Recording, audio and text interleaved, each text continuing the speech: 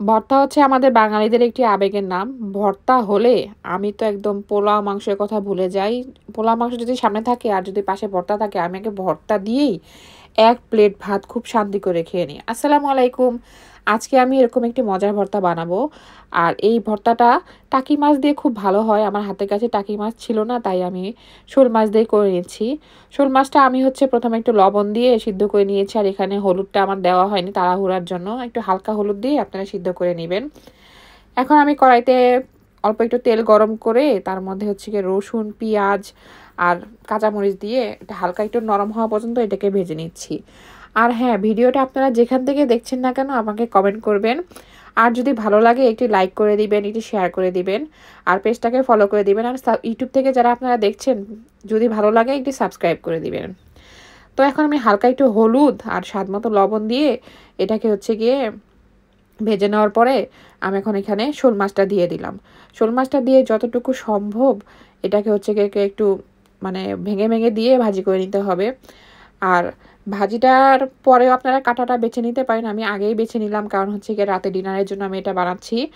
আর এই জন্য আমি তাড়াহুড়া করে আগে একটু সিদ্ধ করে তারপর হচ্ছে গিয়ে কাঁটাটা বেছে নিয়ে দিয়ে দিলাম। ছোটোবেলায় কী করতাম, আমার মা যখন টাকি মাছের ভর্তা বানাতো তখন হচ্ছে গিয়ে এই কাঁটাটা যে বাছতো, সেই কাঁটাটা হচ্ছে গিয়া আমার মা আলাদা একটু মরিচ দিয়ে এটা লবণ দিয়ে এটাকে মাখিয়ে দিত। আর আমি হচ্ছে গিয়ে মাছ টাছের কাঁটা খেতে আমার কাছে খুব ভালো লাগে। আর তখন আমি হচ্ছে গিয়ে এটাকে চাবিয়ে চাবিয়ে খেতাম আর কি। আচ্ছা যাই হোক, এখন আমি এটাকে যে দেখেন এই পরিমাণ ভেজে নিলাম। খুব বেশি ভাজলে একটু একটু ড্রাই হয়ে যাবে। এতটুকু একটু হালকা একটু নরম যেন থাকে, একটু ক্রিস্পি ক্রিস্পি থাকে, মানে সব কিছু মিলেই মানে এটাকে একটু ভেজে নিতে হবে।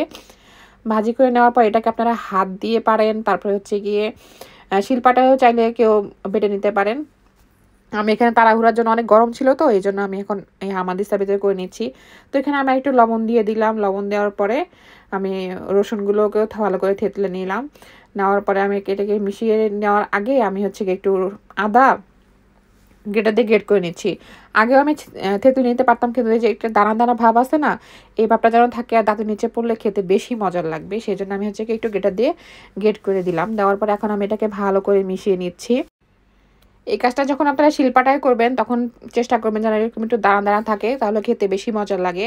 আর এটা আছে একদম মিহি করে করা হয়, কিন্তু আমার কাছে হচ্ছে কি মিহির চাইতে এরকম একটু দানা দানা যখন থাকে তখন খেতে বেশি মজার লাগে।